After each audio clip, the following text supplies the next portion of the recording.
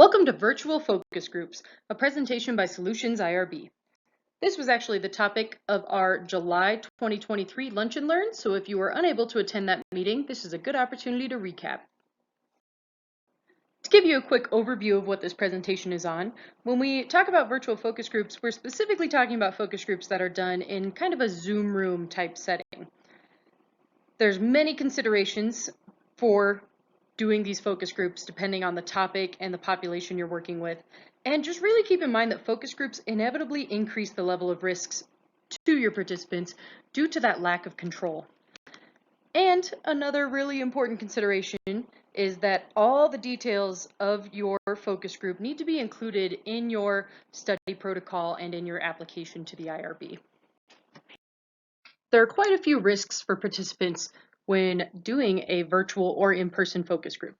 And for you as the researcher, it's really important to take those into consideration as you plan your study. The first and most unable to be controlled risk is the potential for a breach in confidentiality. Unfortunately, you as the researcher cannot guarantee confidentiality when working in a focus group setting, but you are encouraged to inform participants to respect the boundaries and keep that information that was talked about private within the group. One potential for risk that you can control as the researcher are discussing sensitive topics. And these topics might include workplace equity, gender, private experiences, illegal behavior, really just anything that's going to provide a potential for discomfort from those participants when answering those questions, especially in a group setting. So keep that in mind because focus groups already raise that level of risk, including those sensitive topics could raise that level even higher. Last but not least is doing focus groups with vulnerable populations. For example, if you're doing a focus group with children, you'll definitely want to make sure there's safeguards in place to protect those children and make sure that any of the answers they provide in that focus group are not going to come back and harm them potentially. You'll also want to make sure that you gain consent from the parents before the focus group with those children. When it comes to obtaining consent for a virtual focus group, there are several considerations you should keep in mind. The first is that obtaining consent should only occur on an individualized basis. You'll want to make sure that that participant has appropriate time to review the information, to ask you questions, and ultimately to provide their consent only after making an informed decision. Really important to note that consent cannot be obtained in a group setting. This ultimately just lacks the appropriate individualized attention that those participants need to ensure that they understand the information presented. They're less likely to ask questions in a group setting. There are several ways to obtain consent for a virtual focus group. Kind of going along the more traditional routes would be emailing them or mailing them a consent form. They print it, sign it, return it to you via email, or maybe even actually folding it up and putting it in the mailbox. Another kind of more traditional route would be to provide an electronic signature on that consent form via systems like DocuSign. And these might be a little bit more difficult to facilitate given the virtual format of your research doing a virtual focus group.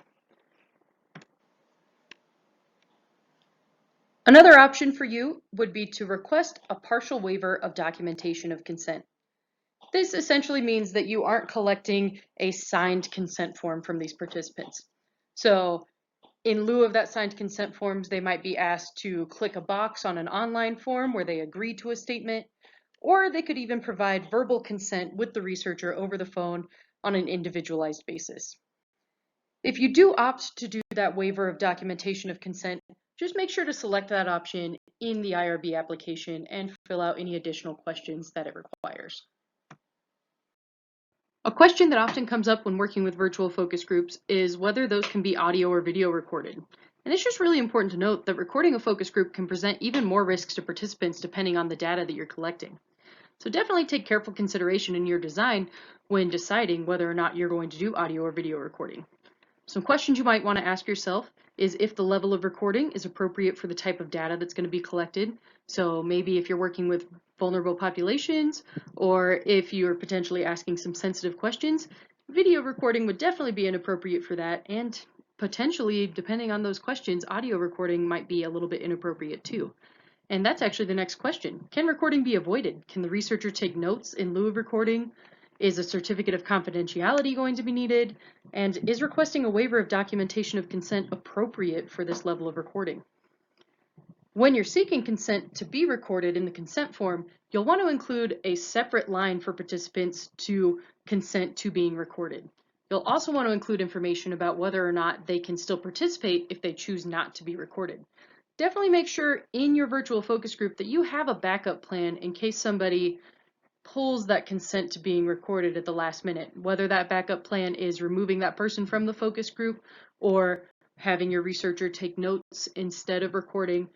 Just make sure you've kind of got a plan A and then a plan B, because recording can be a bit of a touchy subject. One of the biggest risks to participants in doing a focus group, whether virtual or in person, is that lack of confidentiality. In a virtual setting, it's actually a little bit easier to mitigate this confidentiality. One of the easiest ways to mitigate that is to avoid using names or identifiers in a virtual setting. Maybe you're using first names only, or you could even ask people to use a pseudonym of some kind. And you'll just really, as the researcher, want to encourage participants to keep what is said in the focus group private. Again, you don't have a lot of control over that, but the best you can do is encouraging them to stay as private as possible. Thank you so much for joining me today. If you've got more questions, feel free to check out some of the links below, or you can reach out to us at correspondence@solutionsirb.com. Thanks again.